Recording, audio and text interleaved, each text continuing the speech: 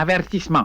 Ce programme est présenté tel qu'il a été originellement créé. Il peut donc contenir des représentations d'époque, de l'appropriation culturelle, et vous n'êtes pas à l'abri d'y apercevoir une graine. La petite histoire de est une présentation des Bécosses extérieures Thomson. Maintenant avec une porte. Aujourd'hui au programme, le hockey.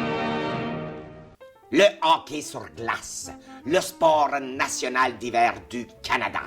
À noter ici que le sport national canadien d'été est la crosse. À ne pas confondre ici la crosse et la crosse. Mes business ont toujours été...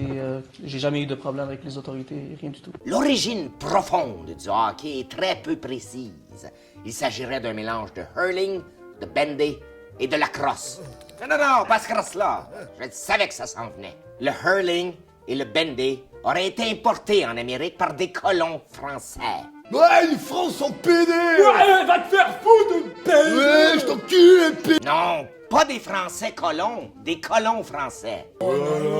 Contrairement à la croyance populaire, le hockey n'a pas été inventé à Windsor, en Nouvelle-Écosse, par le colonel John Hockey, qui se servait de ce sport pour garder ses troupes en forme. En fait, c'est exactement ça. Et toi, tu me contredis plus jamais. Mais bon, c'est véritablement à Montréal que le hockey tel qu'on le connaît prit naissance. Fait cocasse à noter, au début, on jouait avec une balle. Ce n'est qu'en 1875 qu'on décida de jouer avec une rondelle de bois. Excusez, j'ai pas eu le temps de finir de gosser à POC. La rondelle de caoutchouc ne faisant son apparition que plusieurs années plus tard. Excusez, j'ai pas eu le temps de finir de gosser à POC. C'est le 3 mars 1875 qu'a lieu la première partie de hockey codifiée et à l'intérieur, s'il vous plaît. Nous avons d'ailleurs des images de cette partie mémorable de ce sport de gentleman. Personne me fait la passe parce que je suis un homme de couleur. Malheureusement, la partie prit fin au milieu de la deuxième période lorsqu'une bagarre éclata entre les joueurs de hockey et les membres du club de patinage de Victoria. C'est vrai. Ce n'est qu'en 1883 qu'un événement extraordinaire vient changer le paradigme. La première édition du Carnaval d'hiver de Montréal. Je sais que j'ai rien à voir avec ce festival-là, mais je voulais absolument faire une apparition. Personne peut me faire changer d'idée. J'ai la tête dure. Lors de ce festival, un tournoi de hockey est organisé. C'est à ce moment que plusieurs touristes de partout au Canada et des États-Unis tombent en amour avec ce sport. C'est le début de la fièvre du hockey. Je vais vous prescrire un peu d'Ovechkin. Vous allez voir avec ça, vous allez scorer. Parlez d'Ovechkin à votre médecin. Au même moment, en France, un certain Pierre de Coubertin, Bonjour. aussi accessoirement connu pour avoir créé les Jeux olympiques modernes, joue une partie de hockey sur l'étang gelé de Versailles. Vous savez, là, entre le H&M et le Ardennes, devant le petit kiosque de bijoux cheap. Et oui, la France est le premier pays européen à s'intéresser au hockey. Malheureusement pour eux, ils ne comprendront jamais vraiment ce sport. Ouais, au fond, le hockey, c'est un peu comme le foot, mais sans pédé. Ouais, les Français sont pédés! C'est vrai ça! On nous encule, les pédés! pédés! On va bien les payer! Allez, embrasse-moi.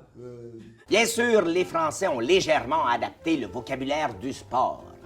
Pour eux, un bâton de hockey est une crosse ou une canne de hockey. Mais le plus grand changement est au niveau du palais. Attention ici, ne pas confondre palais et palais et palais. En effet, les Français ont changé le terme rondelle pour palais, puisque pour eux, une rondelle, c'est un trou de pète. Hey, c'est ma femme, En Amérique, les premières ligues professionnelles voient le jour. En effet, les joueurs sont maintenant payés pour jouer. Scandale!